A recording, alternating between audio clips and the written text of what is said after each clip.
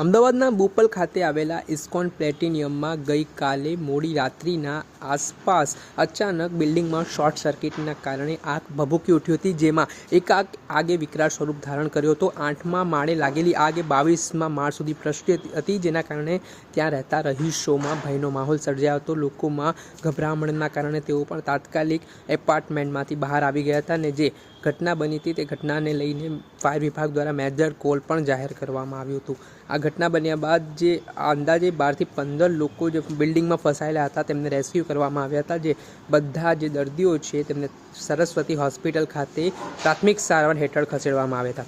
આ મહત્વની બાબત એ પણ સામે આવી છે કે આ સમગ્ર મામલામાં જે 56 વર્ષીય મીણાબેન કમલેશભાઈ શાહ નામની એક મહિલા હતી, તેમની હાલત હાલ ખૂબ જ ગંભીર મનાઈ રહી છે। આ ઘટના બન્યા બાદ ફાયર વિભાગની ટીમે પણ 15 જેટલી ગાડીઓ છે તે ઘટના સ્થળે દોડી આવી હતી અને પાણીનો મારો ચલાવી આગને કાબૂ લેવાની પ્રક્રિયા હાથ ધરવામાં આવી હતી। ત્યારે આ બાબતને લઈને ફાયર વિભાગના અધિકારી પણ ઘટના સ્થળે પહોંચ્યા હતા। તેઓ શું કહી રહ્યા છે તે સાંભળી લો। नहीं नहीं नहीं रुको रुको, मेरी तकलीफ पड़ती थोड़ा ऊपर रखो बस। केजो रोलो मनु सिंह आ रहा संदेश चलो નીચે રાખો બૂમ, સંદેશ નીચે થોડું। સાહેબ શું આપનું નામ છે અને આ બનાવ અંગેની માહિતી આપો જરા। SB Jadeja divisional fire officer, Ahmedabad fire brigade. આજરોજ ઇસ્કોન પ્લેટિનમ બોપલ સર્કલ પાસે અમદાવાદ ફાયર બ્રિગેડના મેઇન ફાયર કંટ્રોલને કોલ મળતા અમારી નજીકની ફાયર સ્ટેશનની Bopal, Prahladnagar, Bodakdev chief fire officers, additional chief fire officers, divisional fire ઓફિસરની team, first responder team fire fighting કરેલ છે। 8મા માળેથી ફાયર સ્ટાર્ટ થવાનું જાણવા મળેલ છે। 8મા માળેથી 20મા માળ સુધી ફાયરનો સ્મોક અને ફ્લેમ ગયેલ હતી, તે અંડર કંટ્રોલ છે। ઓલમોસ્ટ ઘણા લોકોનું ઇવેક્યુએશન સેફલી કરાવેલ છે, રેસ્ક્યુ ઓપરેશન કરેલ છે। આશરે 8 થી 9 લોકોને હોસ્પિટલાઇઝ પણ કરવામાં આવેલા છે અને આગળની કાર્યવાહી 108 દ્વારા મેડિકલ ઓપરેશન્સ કરવામાં આવેલ છે અને ઓલમોસ્ટ અત્યારે ફાયર અંડર કંટ્રોલ છે। આ હતા ફાયર વિભાગના અધિકારીઓ। તેમના દ્વારા કહેવામાં આવ્યું છે કે જેવી રીતે સ્થાનિકો દ્વારા તેમને જાણકારી આપવામાં આવી, તાત્કાલિક ફાયર વિભાગની ટીમો છે તે ઘટના સ્થળે દોડી આવી હતી અને આગ પર કાબૂ મેળવવાના પ્રયાસો પણ શરૂ કરી દેવામાં આવ્યા હતા। આ મામલાને લઈને સ્થાનિકનું પણ નિવેદન સામે આવ્યું છે। તેઓ શું કહી રહ્યા છે તે સાંભળી લો। पहले तो धुआं आने लगा, हम लोग 19 फ्लोर पे थे, 6 से आग लगनी शुरू हुई। पूरा धुआं 1 मिनट में जब खुला तो पूरा धुआं अंदर आ गया।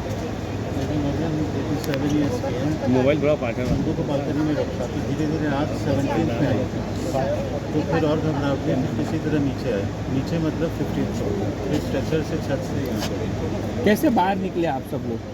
पैदल स्टेज से नीचे आए थे कि फायर ने आपको स्टेज से, फिर फायर वाले हेल्प किए 15 से ऊपर आने लगे स्ट्रक्चर में। कितने लोग फंसे थे ये फ्लोर पे, सब फ्लोर पे? फ्लोर पे करीब 7 लोग तो थे ही जो ऊपर वाले में थे।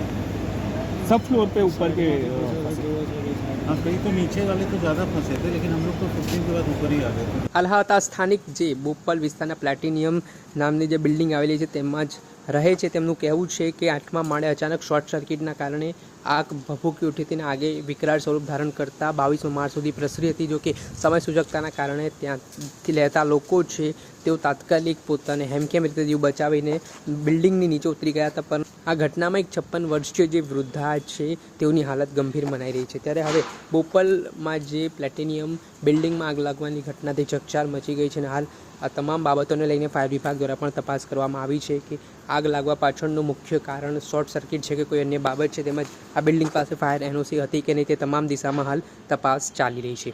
દર્શક મિત્રો, એન કવરેજ ન્યૂઝને આપ લાઇક કરો, સબસ્ક્રાઇબ કરો અને શેર કરવાનું ભૂલતા નહીં।